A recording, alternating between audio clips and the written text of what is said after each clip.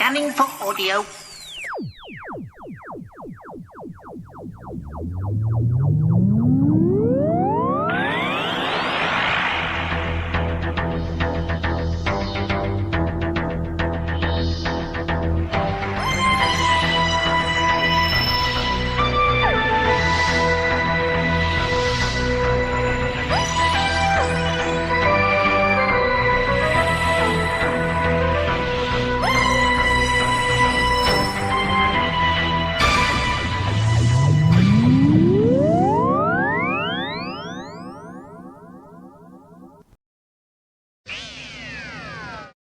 Hello and welcome to a Tin Dog podcast. This time we're going to be talking about Doomsday. Actually, that's not true. It's Doomsday. The day that someone called Doom has. Yeah, that was news to me as well. Now, there's been a lot of pushback about Doomsday, or Doom, as a character from Doctor Who fandom. Hey, Doctor Who fandom kicking off about something? Who would have thought it? No, seriously. They're just not as happy a bunch as usual. Anyway, I didn't know much about Doomsday. I knew there was a fairly low-budget promo done. So low budget that it could have been, I don't know, a Doctor Who thing from the past. Do you remember? Let's not be judgmental, shall we? But there's been pushback. It's one of those multi-platform things where you have to spend cash in order to find out what's going on. Cash that at the minute not a lot of people have got. So, some things have been released as comics, some things were a BBC audio, some that kind of thing. Anyway, this last round were 1, 2, 3, 4. Each story takes place in 1 hour of Doomsday. Get it? Good. Now, as soon as someone gets announced as playing a part in Doctor Who, I do as any good Doctor Who fan does, and then instantly follow them on social media. That's what we do. So, that's kind of what I did. I instantly followed Suze Kempner. Very fun thing to follow. Nice. The social media is very fun. That's great.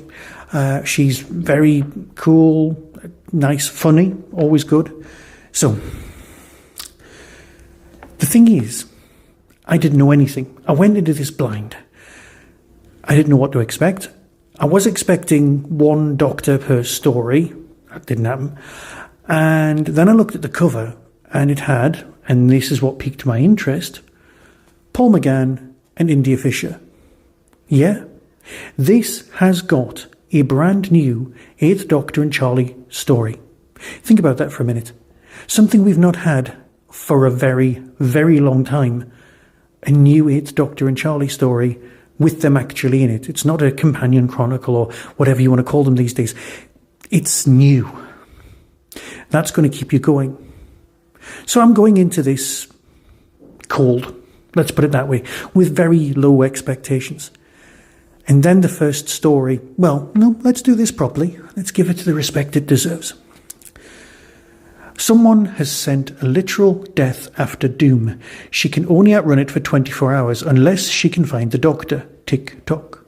As Doom's final hours come into sharp focus, she'll need to do whatever is necessary to complete her mission, find the Doctor, and escape what increasingly seems like the inevitable. But how best to find the person who can save Doom's life? Will the Doctor's friends be her salvation, or perhaps the Doctor's enemies will be the route to survival? Doom is about to travel across thousands of years of time and light years of space in search of her last best hope. But even if she finds the Doctor, will a person who is all about saving lives help a person whose job is to take them? Doomsday is almost over. Time is running out. This could be the end. See, it kind of goes in. The one thing that this needed, the one thing that this box set needed was a previously on, or hey, this is why she's trying to find the Doctor, or just some hints and tips about what happened in hour 1. No, none of that. You're left picking up the pieces, even when you get to the very end of 4 hours worth of audio, 4 hours plus, 4 individual stories plus, you go, I'm still not really that much of the wiser. I know she's an assassin. I know she has to find the Doctor to sort something out. But what exactly is she sorting out? It's still not clear. We really could have done with some sort of sleeve notes, let's call them that. Story 1, Dawn of Everlasting Peace, by Jacqueline Rayner. Jacqueline Rayner always produces some very, very good work. Venus, 3975, the day of the non-aggression pact, the perfect, iconic location for the assassination.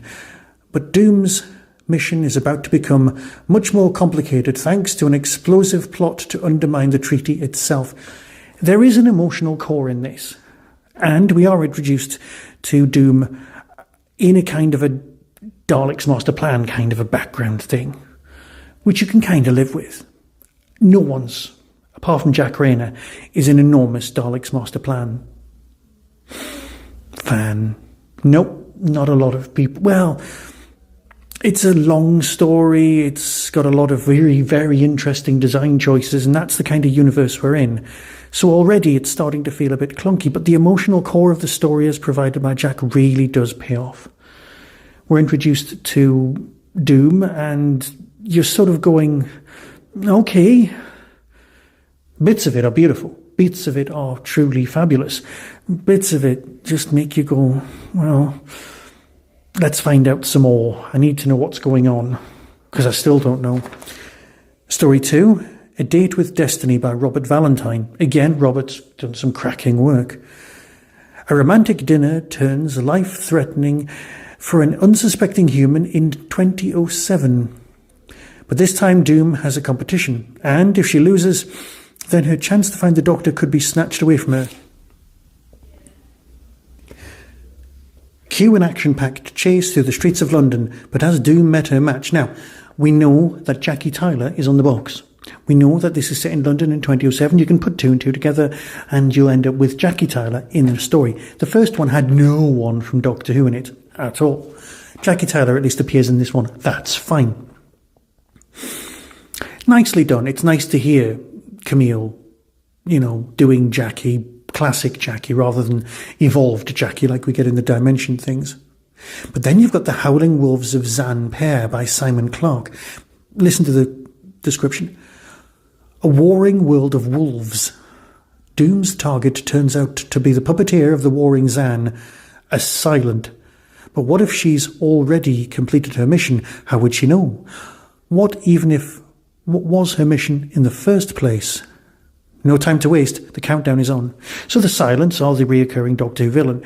You've got a pack of dog-like creatures on this planet, really nicely done. The whole pack thing's great. And you've got a lovely civil war. And then the Silents, because let's face it, the Silents have got a weird motivation that, if you think about it too long, just vanishes out of your head, just as if they're a silent. Never been a huge fan of the Silents, but weirdly, given that they're called the Silents, they work very well on audio. Surprisingly, everyone. And that leads us to The Crowd by Lizzie Hopley. Lizzie's done some great work of late. Follow the crowd, that's what they say. In this case, however, devastation, murder and destruction follow this particular crowd. Doom's next target, but amongst them, an unfamiliar face with a familiar name. Could this be Doom's salvation? This is the one that we've been waiting for. This is the 8th Doctor and Charlie story. The Crowd are a very, very interesting race. And you know what? I want them to reoccur. They're fascinating. They're a genuinely creepy evolution from within Doctor Who. And of course they can come back. Let's face it, that's the kind of thing we need. And the pseudo-historical settings, very, very good on this one. I went in expecting nothing, and by the time I left, I was kind of going, you know what, I actually want to know how this ends. I also want to know how it begins, because I'm still not completely sure. This finishes with 5 minutes left of Doomsday. And those 5 minutes exist now, because it's the BBC and everything needs to be available, in a downloadable text format, available everywhere. So what I might do is I might put it in the show notes at the bottom, so you can find out exactly how it all ends, because I think that bit's written by James Goss. And I'm going to read that myself. But what I need to do is see that this is better. People have argued saying, what if Doom was your first introduction to Doctor Who? Well, I was speaking to my mate Luke, and his first introduction to TV Doctor Who was, Dimensions in Time, and he still loves the show. So, it's fine. However you come in, whatever your entry drug is, it's not a problem. And Sue's performance is great. I'd like to see Doom evolve and even reoccur, and I didn't think I'd be saying that. I'll let you hear the trailer and decide for yourself, because you've probably already made up your mind, and you've probably gone, not for me, think I'll skip this one. But you're going to miss out on a really nice Charlie and the 8th Doctor story. Could you live with yourself? I don't know. So until next time, be seeing you. From Big Finish Productions, the worlds of Doctor Who, Doomsday, Dying Hours. Down and, well, I won't say safe yet. Down and not immediately dead will do for now. So, what next, Terry? Tracking data upload into your scanner. Any intel on the target? No, you'll find out when you find them. Hold on to your hat! But Zephon, I'm not wearing it. So you're really the Doctor? You? Yes, I'm the Doctor. Why wouldn't I be? Well, you don't act like him. Them. Well, change brings change, doesn't it? Clearly, I'm a more proactive incarnation than you're used to, that's all. Blooming dangerous, more like. That too. Silent. You've been here all along, haven't you? Watching me from the moment I arrived. Misdirecting us. You will obey my commands. I will not. I obey. What is your purpose on Santhea? To kill Charlak. She's got pictures of the crowd. Some kind of list. Yeah, she saw my face among them and assumed I was a member. The Doctor's not a crowd member. He's made stopping them a personal mission. Doctor, who is this fool? The name is Doom, and you have a very unfortunate mouth. Get out of my way, Doom! I really wouldn't pull that trigger if I were you. Yeah? Well, you're not me!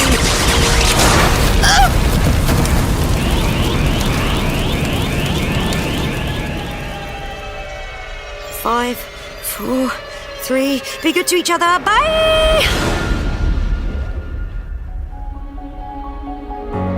Big Finish, for the love of stories.